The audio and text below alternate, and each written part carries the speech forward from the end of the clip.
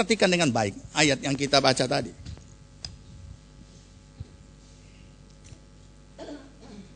Jadi Paulus adalah seorang hamba Allah yang sangat memahami apa itu mempergunakan kesempatan. 1 Korintus berapa tadi? 19 ayat 16, tidak ada 1 Korintus.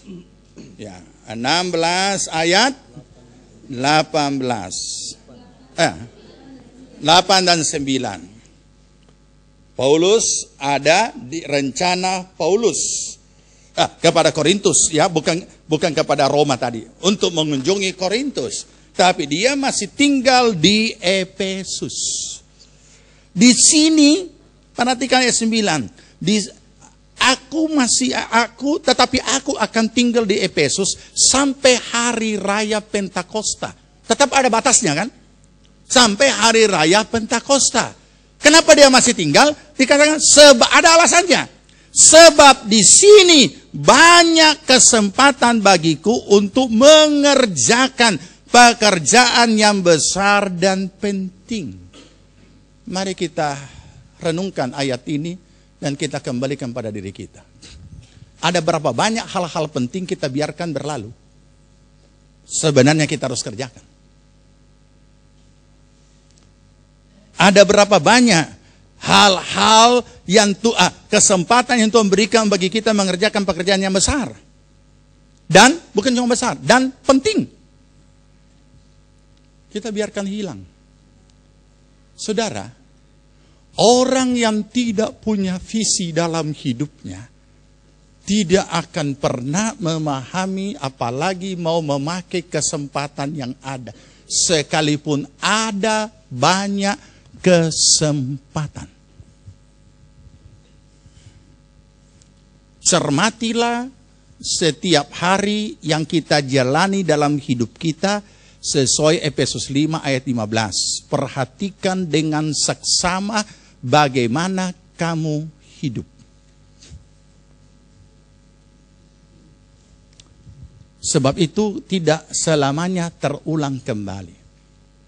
Ada banyak kesempatan di sini bagiku. Bukan cuma kesempatan bagiku mengerjakan pekerjaan yang besar. Jadi, mari kita renungkan, memang di dunia sekuler ada hal-hal kotor yang membuat orang bisa langsung bukan ekor tapi dia so jadi kepala. Ada yang dilakukan dengan cara kotor. Entah itu melalui suap, entah itu melalui nepotisme, dan lain sebagainya. Tetapi kita tidak memusingkan itu, kita tidak mau mengurus itu. Tetapi kita mau berbicara untuk hal-hal yang positif, orang-orang yang secara positif dengan susah payah, tetapi dengan kecerdasan, mempergunakan kesempatan yang ada di dalam hidupnya sehingga ia bisa mencapai lebih lagi dan lebih lagi, bahkan hal-hal yang besar. Kalau kita hanya merenungkan hal-hal yang kotor, hal-hal yang tidak benar, yang tidak adil dan segala permainan, kita akan pesimis. Kita akan putus asa. Itu dunia sekuler sudah begitu kondisinya. Namanya saja sekuler. Nah, tetapi kebenaran firman Tuhan tidak bisa dikalahkan dengan situasi dan kondisi apapun. Dan perjanjian Tuhan kepada kita sebagai anak-anak Abraham, pewaris daripada semua hak yang Tuhan berikan bagi kita, yang Dia telah sediakan, Tuhan bukan pendusta. Paulus tahu persis sebagai seorang hamba Allah, sebagai seorang pelayan Tuhan, bagaimana mempergunakan kesempatan itu. Kita tahu memang semua Tuhan yang turut bekerja, tapi ketika Tuhan bekerja ada bahagiannya Tuhan, ada bahagiannya kita. Tidak bisa kita hanya buang begitu saja. Malah dikatakan ada banyak kesempatan bagiku mengerjakan pekerjaan yang besar dan penting. Di Efesus. Ini menunjukkan bahwa di tempat lain Paulus tidak menemukan itu. Tapi di Efesus ada. Berarti tersedia kesempatan. Nah sekarang kita mau apakan ini? Kalau kita hanya biarkan saja lewat begitu saja, jangan lupa usia kita juga bertambah. Saya sangat aduh kasihan ini orang ini hidup di Jakarta tidak gampang ya. Tapi ini orang sudah datang kemarin, kemudian pada akhirnya dengan jawaban perusahaan kami hanya menerima paling maksimal usia 40. Saya terus berpikir, aduh kasihan, ini bagaimana ini orang ini? Mau ditaruh di mana DP keahlian? Mau dipakai di mana? Mungkin di lain tempat bisa, tetapi mungkin di perusahaan itu tidak bisa. Sebab pada saat perusahaan itu didirikan, memang sudah menjadi format perusahaan hanya menerima usia 40 tahun ke bawah. Mulai dari 20 lebih. Kenapa? Kalau 20 lebih menjadi 40 berarti berapa tahun dia bisa kerja? Dia masih bisa kerja? 20 tahun, kan lumayan kan? Banyak hal yang bisa dihasilkan. Kecerdasan, kelincahan, dan lain sebagainya. Ya ada. Jadi saudara, kita lihat lagi. Apa yang Tuhan ingatkan bagi orang-orang yang tidak punya pandangan seperti Paulus. Yang mana ada kesempatan, tetapi ya biarlah berlalu. Kita tinggal tunggu kemurahan Tuhan. Dia tidak tahu bahwa kemurahan Tuhan itu juga adalah kesempatan. Ya, jangan khawatir, dia saling menghibur satu yang lain. Tuhan sudah berjanji, dia tidak meninggalkan kita piatu. Yang satu menyatakan, kita orang belum ada yang mati. Semua masih lengkap, belum piatu. Nah, jadi begitu Tuhan tidak tinggalkan kita, kita harus tunggu dulu ada yang mati. Betul. Galatia 6 ayat 10. Galatia 6 ayat 10, iya. Cari dulu. Oh, aduh susahnya Galatia. Sudah Pak Galatia? Kalau tidak tahu aku tanya, jangan malu-malu, bertanya di sebelah. Aku tanya, di mana itu Galatia? 6 ayat 10, 2, 3. Karena itu, selama masih ada kesempatan bagi kita, marilah kita berbuat baik kepada semua orang. Tetapi terutama kepada kawan-kawan kita seiman. Saya tidak bahas dulu berbuat baiknya. Tapi yang jelas, selagi masih ada kesempatan. Kenapa dikatakan selagi masih ada? Berarti satu saat bisa tidak ada. Siapa yang tidak ada? Itu Esau. Masih ingat? Sekalipun ia mencari kesempatan, mencari dengan air matanya, tapi ia tidak ada lagi kesempatan baginya. So tidak ada guna, tidak bisa bikin apa-apa lagi. Semua sudah lenyap. Tidak ada, habis. Jadi mari kita memahami bahwa kesempatan tidak selalu ada. Anak-anak muda, remaja, luar biasa kesempatan yang ada padamu. Mari. Jangan sudah kerja di sepanjang hidupnya, habis dengan pindah-pindah kerja. Sini 3 bulan, pindah lagi sini 3 bulan, pindah sana lagi 3 bulan, pindah sana. Ya kapan mau jadi kepala? Karena setiap kali kita masuk di satu perusahaan selalu dimulai dari ekor. Tidak ada yang orang langsung dulu direktur utama. Tidak ada. Ya. Jadi kalau kita pindah 3 bulan sini, pindah 3 bulan. Semua kesempatan harus kita jalani. Tuhan sudah memberikan. Jangan terbuang. Sia-sia. Ya. Supaya di saat saudara usia sekian sudah mencapai apa yang Tuhan sudah sediakan untuk menjadi hak kita. Tuhan itu sediakan luar biasa. Luar biasa yang Tuhan sediakan. Tapi ketika Tuhan menyediakan bagi kita, kita sia-siakan, lenyap. Tidak ada lagi. Bukan Tuhan tidak sediakan, masih ada, tapi sudah tidak pas bagi kita. Kenapa? Usia kita dengan apa yang Tuhan sudah sediakan tidak pas. Ketika kita masih muda, Tuhan sediakan bagi kita segala sesuatu tentang masa muda kita. Tapi ketika kita tidak capai, sudah lewat. Bukan itu hilang, tapi tidak mungkin lagi Tuhan berikan. So, sudah 50 atau 60, masa mau diberikan lagi untuk hal-hal anak muda? Tidak mungkin, dan itu tidak cocok, tidak pas. Jadi lenyap. Jadi ketika kita masih muda, biarlah kita nikmati juga bahagian kita yang Tuhan sudah sediakan bagi kita orang-orang muda. Bagi kita bapak-bapak. Jangan kita sebagai seorang yang sudah dewasa, tetapi banyak orang mau diperlakukan dewasa. Tapi dia sendiri tidak memperlakukan dirinya dewasa. Jadi makanya orang juga tidak perlakukan dia dewasa. Ya, oke. Jadi selagi ada kesempatan, marilah kita berbuat baik. Kenapa? Sebab ternyata orang yang berbuat jahat lebih pandai menangkap kesempatan. Dan selalu cari kesempatan. Oke. Bagaimana kita meresponinya?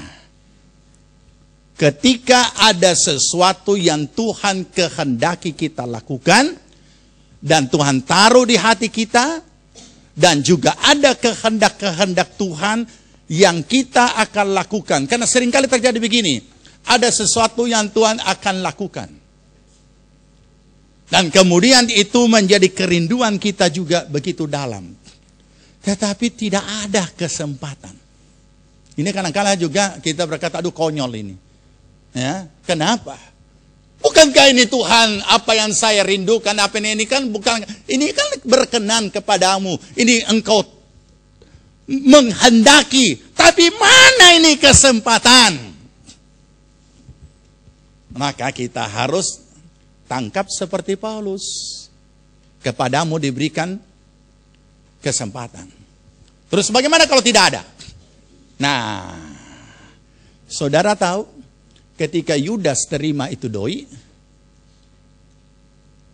dia tahu dia selalu bersama dengan Yesus, tetapi dia masih harus cari kesempatan. Jadi ketika kita melihat sepertinya tidak ada kesempatan, kita juga harus belajar mencari kesempatan untuk kehendak Allah. Karena kesempatan untuk berbuat baik itu Tuhan sediakan. Buka Alkitab, Kisah Rasul. Kisah Rasul pasal 16 ayat 10.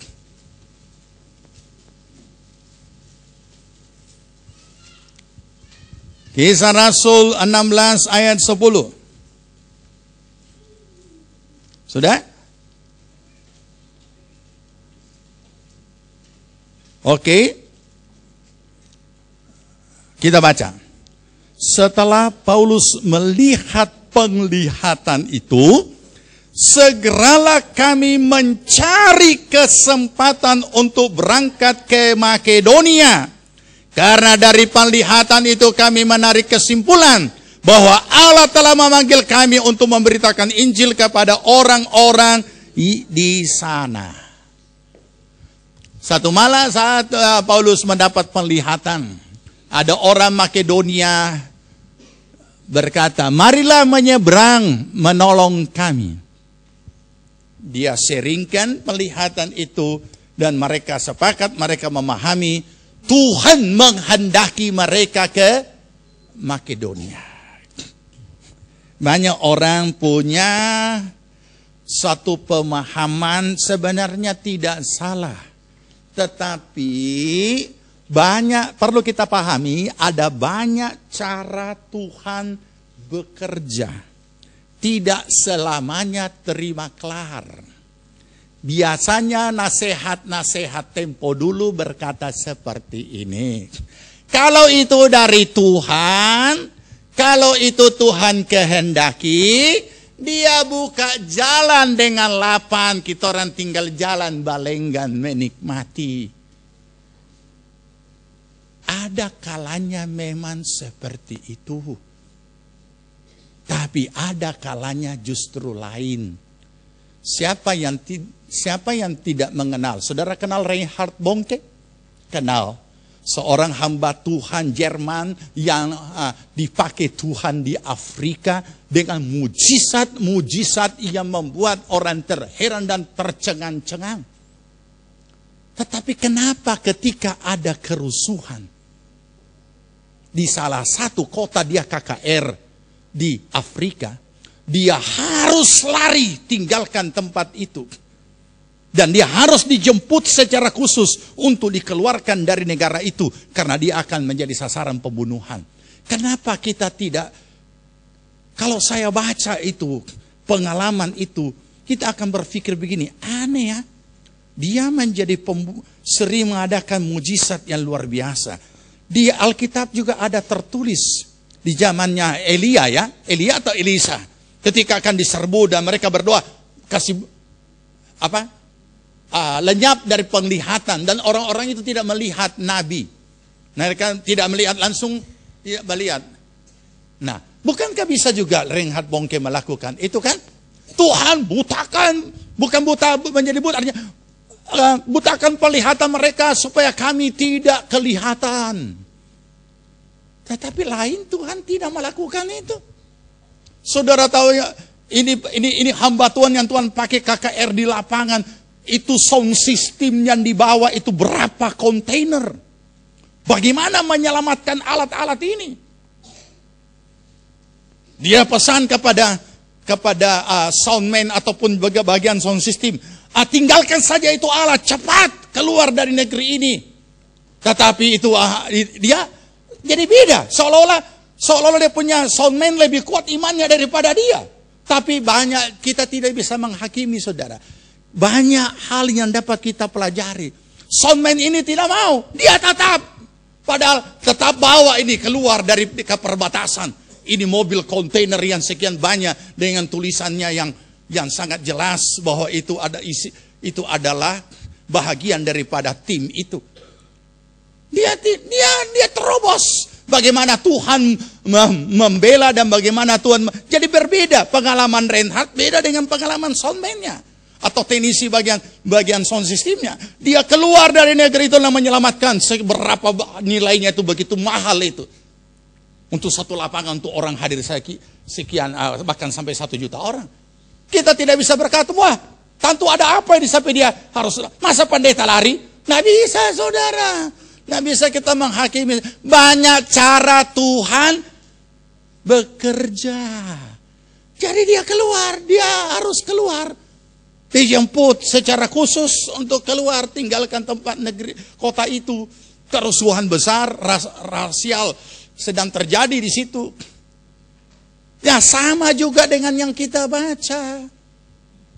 Paulus berdoa, Paulus mendapat penglihatan, ada orang Makedonia memanggil, mereka mengambil kesimpulan, Tuhan menghendaki kami di sana. Berarti kalau Tuhan menghendaki kita ke sana, berarti tidak usah cari kesempatan toh. Tinggal jalan. Tapi apa yang kita baca? Mulai saat itu kita juga baca. Kami mencari kesempatan. Kita sudah tahu apa yang Tuhan sediakan bagi kita masa depan kita. Jadi bukan hanya menunggu kesempatan. Tapi cari. Cari kesempatan, cari kesempatan. Hai anak-anak muda, termasuk kita semua, juga dalam pelayanan cari kesempatan. Kalau kita cari kesempatan, ada bahagian kita Tuhan seperti ini melakukan, kita yang cari. Kenapa kita cari? Karena kita sudah tahu Tuhan menghendaki kita melakukan ini. Tuhan menghendaki Paulus ke Makedonia. Tapi harus cari kesempatan. Cari kesempatan ini bahagiannya Paulus dengan timnya. Ya, kalau ini saya mungkin berikan ilustrasi. Misalnya ini satu tim. Coba lihat agenda. Kita orang ada tanggal berapa yang ini. Coba lihat, cek. Dicek. Oh, tanggal sekian kita bisa ke sana. Kita bisa ke mana? Ke Makedonia, ya. Oke, atur perjalanannya, beli tiket, atur semua ini. Tapi kadang-kadang begini, kalau Tuhan yang menghendaki, nanti Tuhan sediakan tiket. Loh, saudara tahu, ini kebiasaan yang ditanamkan oleh Pantekosta tempo dulu. Karena saya juga alami. Kami alami itu. Sehingga ada rekan saya juga, saya pernah jumpa seorang hamba Tuhan yang istrinya sekarat. Harus dioperasi. Ada di empedunya itu ada batu atau ada apa. Masuk rumah sakit yang cukup terkenal, cukup mahal rumah sakit itu. Tetapi kemudian tidak diapa-apakan. Sesudah diapa-apakan, keputusannya harus tunggu dulu pembengkakan dan begini. Kemudian, tapi dia sudah sekian lama. Jadi saya katakan begini saja. Saya sampaikan. Bawa berobat ke Singapura. Atau kemana. Saudara tahu? Sudah habis 20 juta. Tapi belum ada kejelasan. Sekarang mau disuruh tunggu lagi supaya infeksinya atau apanya reda, baru mulai dikerjakan. Jadi 1 malam berapa? 2 malam berapa? 3 malam berapa? Ini kan tambah lama sama kamar rumah sakit, sama dengan kamar hotel. Jangan kira murah. Makanya saya katakan usahakan jangan sakit. Tidak ada orang masuk ke dokter tidak keluar 1 juta. Mungkin dokter mengatakan sudah tidak usah bayar, tapi coba pergi apotek. Ada yang bilang, tidak usah bayar, bawa pulang. Lebih mahal bayar apotek daripada bayar dokter. Akhirnya dia jawab apa? Ya, memang itu juga kerinduan kami. Tapi kami tunggu tanda dari Tuhan.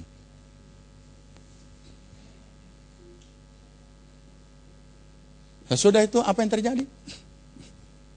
Setelah sekian lama, rupanya filosofinya ini selalu tunggu tanda dari Tuhan. Lama-lama saya paham, saya mengerti apa dia maksud. Mau mandiri saya. Tunggu tanda dari Tuhan. Saudara tahu, ini mental-mental hamba Tuhan yang selalu model-model begini ada banyak. Tempo dulu, tidak tahu sekarang. Karena dididik seperti itu. Kalau Tuhan buka jalan, Tuhan kehendaki, dia sediakan tiket, dia sediakan orang, dia sediakan. Jadi mulus jalan tol. Tolnya lagi tidak bayar. Karena orang sudah bayar akan. Jadi dulu kalau hamba-hamba Tuhan diutus dan free kapal, itu dianggap mujizat. Oh, saya tantang, itu bukan mujizat, itu bikin malu Tuhan. Hamba Tuhan tidak mampu bayar naik kapal. Itu filosofi dulu. Sehingga hamba Tuhan kami diutus, tidak dikasih uang apa-apa, ongkos jalan apa semua. Cuma tunjuk ke atas. Ya memang tunjuk ke atas, tapi naik ke kapal ini bukan naik ke sorga.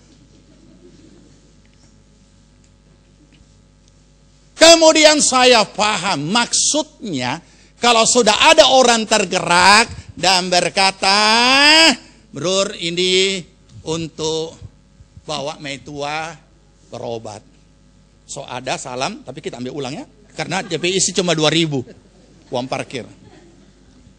Jadi kalau sudah ada orang yang kasih salam tempel, itu dianggap ada tanda dari Tuhan untuk pergi ke berobat. Sedangkan saya tahu ini pendeta kaya raya.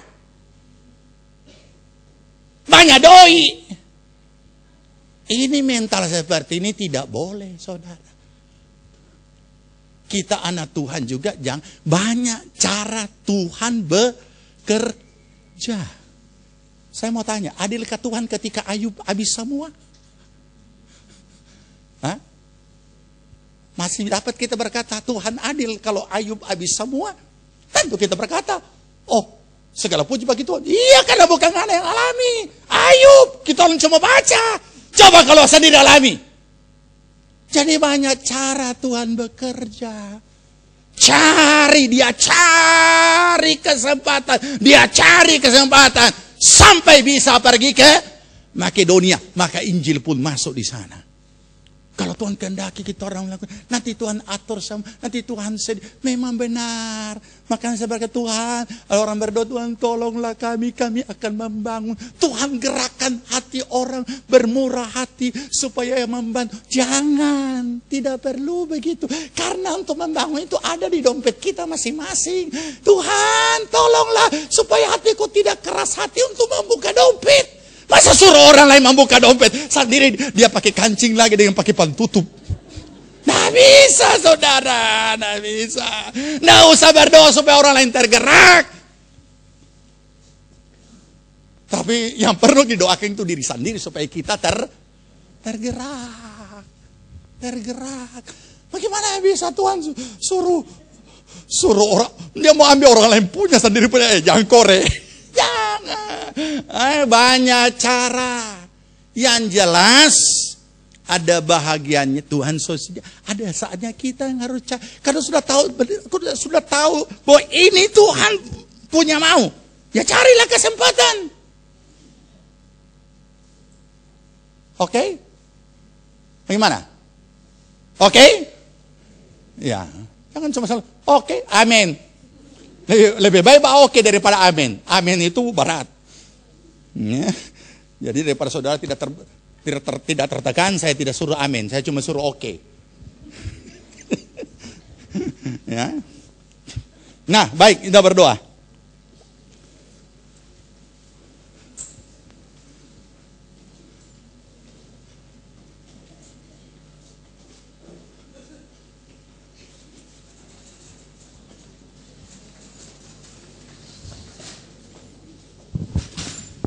Kita sama-sama bangkit berdiri.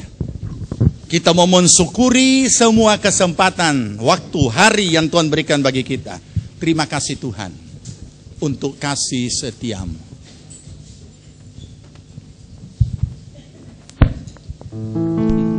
Terima kasih Tuhan untuk kasih setiamu yang kualami dalam hidupku.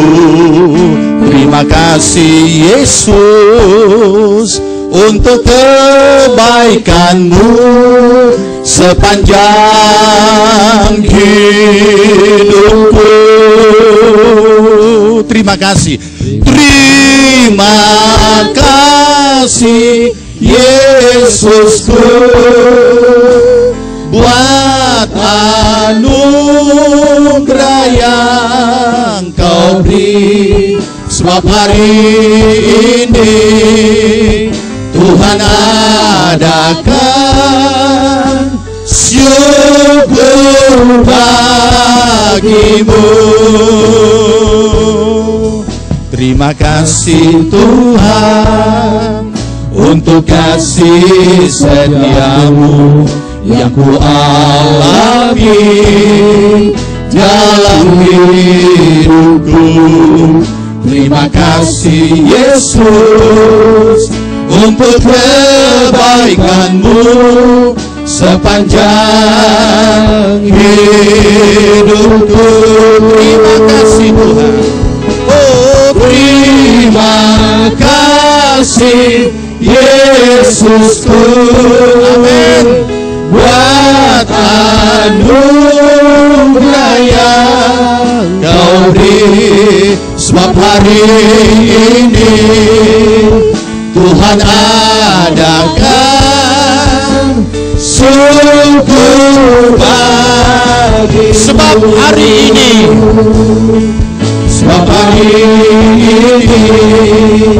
Tuhan adakan syukur bagimu. Syukur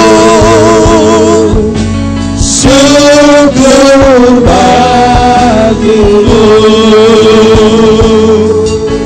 Syukur bagimu.